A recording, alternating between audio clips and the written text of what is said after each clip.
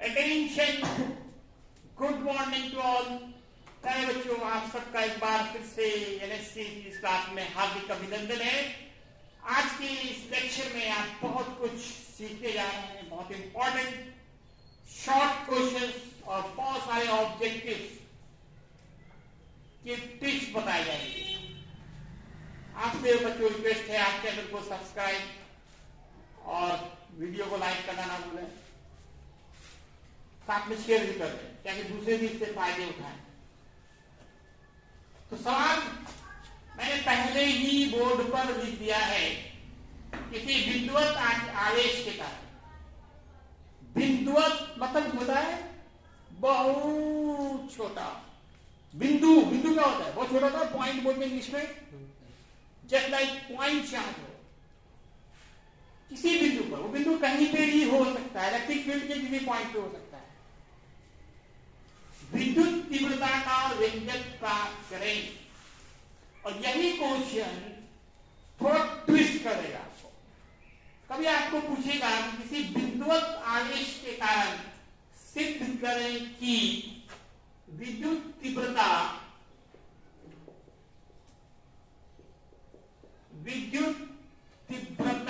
E बराबर, ये formula ही proof करने दे दिया जाएगा, 1/4 पाई एप्सिलॉन नॉट Q/r²।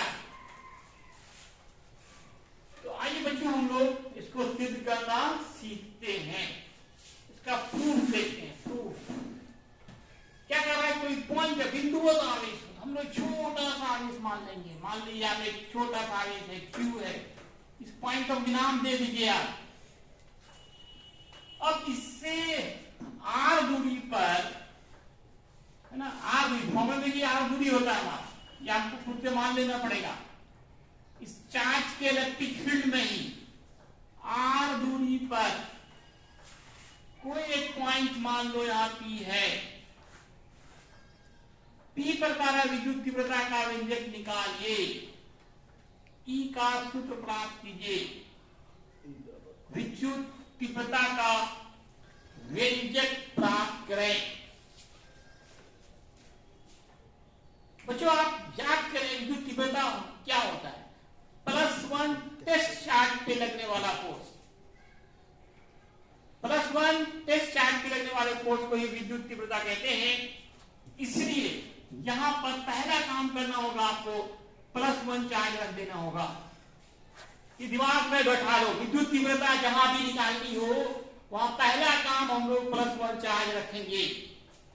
फिर देखेंगे उस +1 चार्ज पे कितना फोर्स लगता है। जो फोर्स लगेगा वही उस बिंदु का विद्युत तीव्रता कहलाएगा। तो बच्चों, इतना जो फिगर बनाया है आपने, इसको लैंग्वेज दीजिए। मान लीजिए, माना कि किसी बिंदुवत आवेश, बिंदुवत बहुत छोटा आवेश Q से, स्मॉल q से R दूरी पर एक बिंदु P है। P पर +1 चार्ज हम लोग मानते हैं।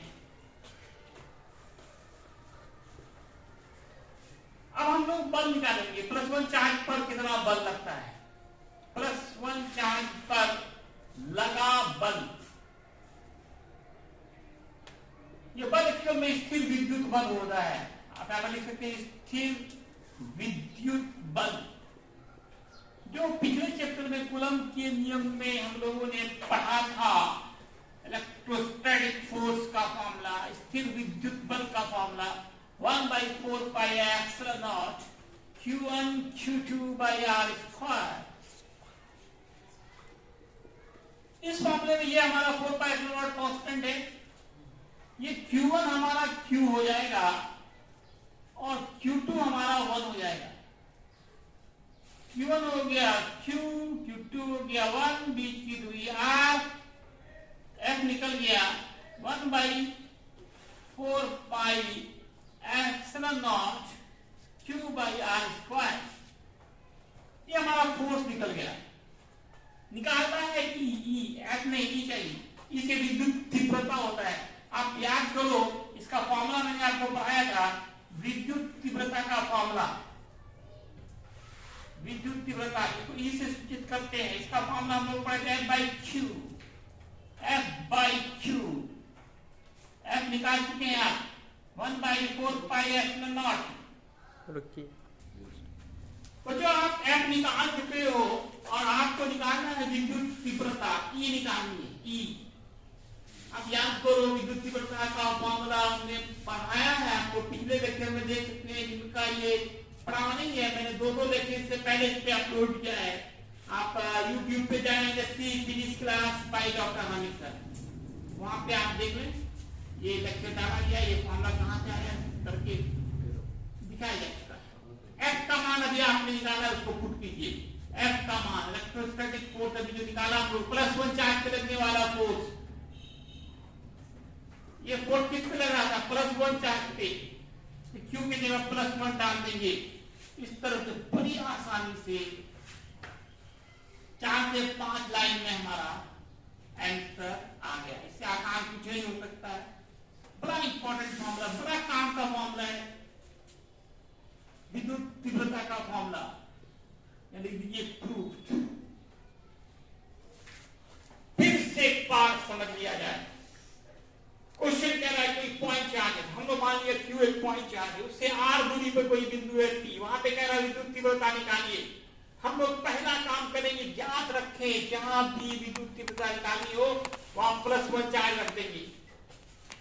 उस +1 चार्ज पे कितना फोर्स लग रहा है वो निकाल लेंगे। फोर्स का ये फॉर्मूला हम लोगों ने पिछले एक्सरसाइज में पढ़ा है, 1/4 pi epsilon not Q1 Q2 by r square. Q1 Q डालेंगे, Q2 1 डालेंगे, बीच की दूरी r है। फोर्स निकालने के बाद फिर E निकालेंगे, E का फॉर्मूला है बाई Q। F का मान जो भी आपने निकाला उसको पुट करें, Q यहाँ +1 है, इस तरफ E का फॉर्मूला आ गया। अब ऑब्जेक्टिव पूछा जाएगा आपसे, यहाँ पे ऑब्जेक्टिव कुछ पूछे जाते हैं। आपसे पूछा जाएगा किसी बिंदुवत आवेश के लिए, दसों बार पूछा गया होगा ये सवाल ऑब्जेक्टिव में। किसी बिंदुवत आवेश के लिए, मैं सवाल ही बना देता हूं, किसी बिंदुवत आवेश के लिए चुनना है आपको सही जवाब। E समानुपाती R के, E व्युत्क्रमानुपाती R स्क्वायर के, E समानुपाती R स्क्वायर के, E समानुपाती 1/r क्यूब के, इसमें से चुनना है कौन सा सही जवाब है। जो लोग ऑनलाइन है वो YouTube के कमेंट बॉक्स पे आंसर दे सकते हैं। अगर आप आंसर देंगे तो पूरा दुनिया देखेगा आपको, आप कितना ब्रिलियंट है, एक्टिव है, आंसर दे रहे हैं। कहाँ दे रहे हैं आंसर, इसका आंसर कहाँ देना है आपको, YouTube बोलता है उसका कमेंट बॉक्स में आंसर देना है सही जवाब कौन सा है। अभी प्रश्न में कोई बी, कौन सा आंसर होगा, B, A B C D, 4 option है आपके पास, कौन सा होगा सही जवाब, बी, बी या D, B, B, B, B. तो बच्चों सही जवाब इसका बी होगा, है ना। कौन सा होगा बी, यहां से देखिए आप इस फॉर्मूले से देखिए, ई ऊपर है आर स्क्वायर नीचे है। अब इसी से आंसर खोज के आपको आंसर दे देना है, ठीक है ना। आप कमेंट बॉक्स में आंसर देंगे इसका। फिर इसी से पूछेगा किसी बिंदुवत आवेश के लिए कौन सही चुनना है आपको, E directly proportional Q square के, 1/Q के, 1/Q स्क्वायर के, E डायरेक्टली प्रोपोर्शनल Q के। तो कौन सा सही जवाब होगा, इस सवाल का जवाब भी आपको कहां से मिलेगा बच्चों, यहीं से मिलेगा। तो सही जवाब कौन सा होगा, डी, डी। मालूम हो चुका है। अब आप कमेंट बॉक्स पे आंसर दे सकते हैं, है ना। पहले का आंसर हो गया हमारा बी और इसका हो गया डायरेक्टली प्रोपोर्शनल क्यू। ई ऊपर है, क्यू ऊपर है, बाकी को कांस्टेंट मान लेंगे। फिर आपसे कहा जाएगा कि यदि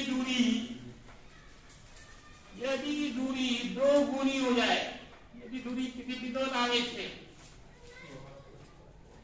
किसी बिंदुवत आवेश से दो गुनी हो जाए, तब विद्युत तीव्रता,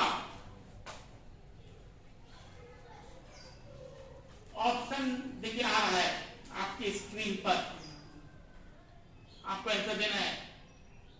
विद्युत तीव्रता दो गुनी हो जाएगी, विद्युत तीव्रता हो जाएगी, है ना, आपको आंसर देना है। 2 गुनी, 3 गुनी, 4 गुनी, 1/4 गुनी।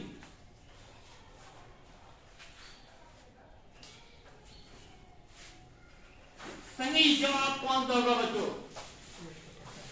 2 गुनी, 3 गुनी, 4 गुनी, 1/4 गुनी। सही ऑप्शन चुनना है इसमें से। ए होगा, बी होगा, सी होगा, डी होगा। बहुत आसान सवाल है, इसी फॉर्मूले से सब बनेगा। आप देखिए दूरी का है 2 गुनी, तो दूरी कहाँ है? नीचे है ना, नीचे है दूरी, नीचे है दूरी यार। इसका 2 गुनी, इसका स्क्वायर करेंगे, 2 का स्क्वायर 4 होता है, तो क्या होगा? 1/4 है लगा।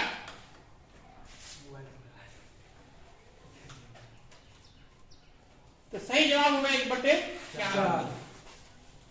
तो इसका आंसर क्या हुआ? 1 नंबर का आंसर हो गया बी।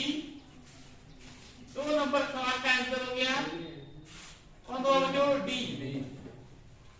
और इसका 2 गुनी है, 2 का स्क्वायर तो 4 होगा, नीचे में है 1/4 गुनी। सही जवाब होगा डी नंबर।